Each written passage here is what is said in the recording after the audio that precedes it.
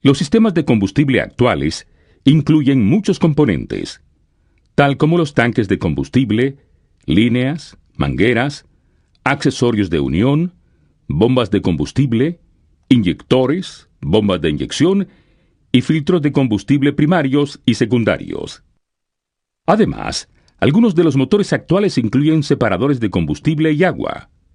La filtración apropiada de los sistemas de combustible es necesaria para mantener la eficiencia de los motores. Examinemos un motor diésel típico para entender el funcionamiento del sistema de combustible. El combustible se extrae del tanque y pasa a través del filtro de combustible primario, del lado de vacío o aspiración de la bomba de combustible. Luego pasa a través de la bomba de combustible y al filtro de combustible secundario, situado del lado de presión, salida de la bomba de combustible.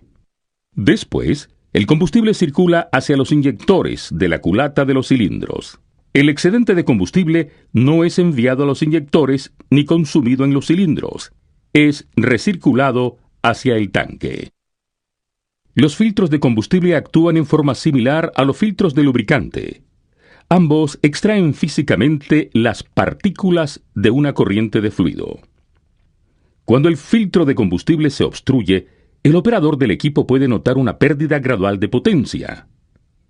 Esto es muy distinto de un filtro de lubricante obstruido, el cual puede pasar desapercibido hasta que se descubren daños al motor durante el mantenimiento o durante una reparación.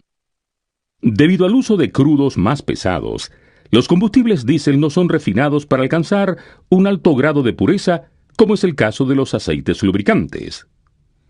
Es por eso que el combustible diésel número 2 es uno de los combustibles de condiciones más variables en el mercado. Hasta los reglamentos de API permiten cierta concentración de impurezas en el combustible. Los contaminantes o las impurezas típicas en el combustible diésel incluyen precipitados y partículas, cera, agua y microorganismos. Los precipitados, tal como el agua, son contaminantes suspendidos en el combustible. Los cambios significativos de temperatura pueden acelerar la precipitación.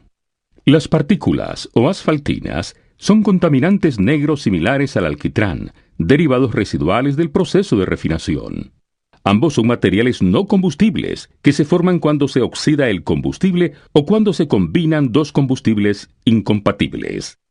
Debido a que los precipitados y las partículas típicamente son más pesados que el combustible, tienden a depositarse en el fondo del tanque y es posible extraerlos. La cera, en moderación, es un componente conveniente del combustible ya que suma energía. Sin embargo, cuando baja la temperatura, la cera cambia de estado y puede producir problemas.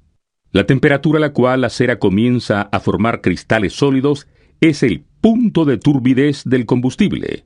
El combustible se ve opaco, pero aún fluye. El punto de fluidez o punto de flujo es la temperatura a la cual el combustible se gelifica y ya no fluye. La cera gelificada puede restringir y finalmente detener el flujo de combustible a través del filtro. El agua es el contaminante más frecuente y posiblemente el más nocivo.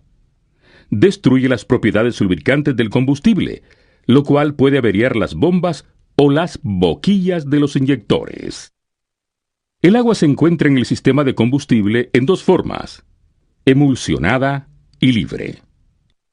El agua emulsionada es el resultado del proceso de refinación y no es fácil extraerla del combustible. Cuando la temperatura exterior cambia y se produce condensación, puede entrar agua libre al combustible. También puede entrar a los vehículos y a los tanques de almacenamiento durante la transferencia de combustible. A temperaturas extremadamente bajas, el agua en el combustible se puede congelar y contribuir a anular la fluidez del combustible. Hay 3 métodos comunes de extracción del agua. El agotamiento utiliza un medio tratado con silicona que extrae y recoge el agua, pero no afecta la fluidez ni la libre circulación del combustible.